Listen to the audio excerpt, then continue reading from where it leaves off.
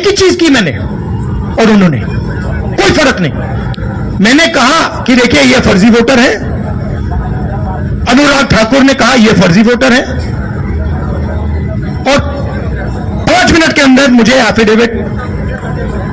मुझसे एफिडेविट मांगा जाता है, और आज तक अनुराग ठाकुर से कोई एफिडेविट नहीं मांगा गया।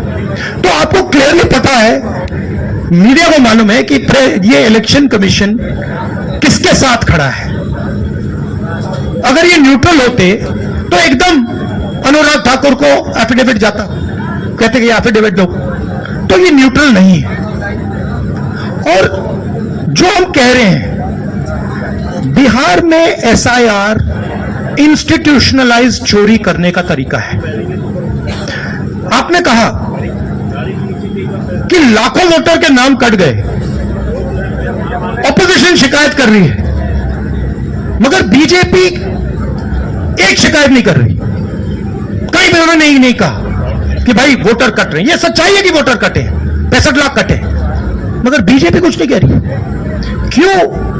क्योंकि पार्टनरशिप है। इलेक्शन कमीशन, इलेक्शन कमिश्नर और बीजेपी के बीच में पार्टनरशिप है। तो यह है। आप कुछ कहना चाहेंगे? नहीं, देखिए, प्रोसेस इतना मुश्किल है, चाहे वोट जोड़ने का या किसी का कंप्लेन करके हटवाने का, डिलीशन का। अभी भी जो है उस प्रोसेस में कोई क्लैरिटी जो है नहीं आई है।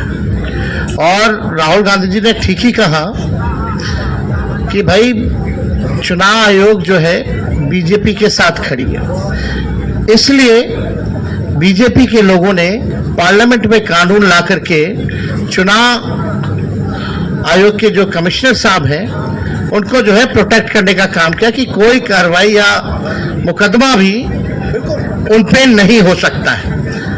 आखिर ये अचानक से क्यों करना पड़ा?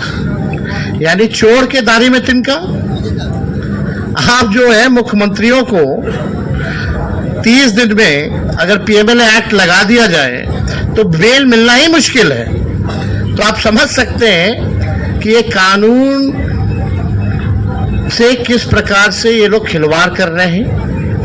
और अब बात ये जनता में चली गई है, जनता इनको छोड़ने वाली नहीं है। चुनाव आयोग की छवि अगर कोई बिगाड़ रहा है तो सबसे पहले चुनाव आयोग खुद। चुनाव आयोग ने अपने कारनामों से हर रोज ये पूरे देश को और दुनिया को संदेश देना शुरू कर दिया कि भारत का चुनाव आयोग वो अब चुनाव आयोग नहीं, वो लोकतंत्र के सामने एक चुनौती आयोग बनकर के खड़ा है। और इलेक्शन कमीशन नहीं, अब धीरे धीरे इलेक्शन कमीशन ऑफ इंडिया बनते जा रहा है। ये चुनाव आयोग के अपने कारनामों से किसी को बताने की कुछ भी जरूरत नहीं है और लोगों के आंख में कोई धूल नहीं झोंक सकता। पीटीआई से सनी।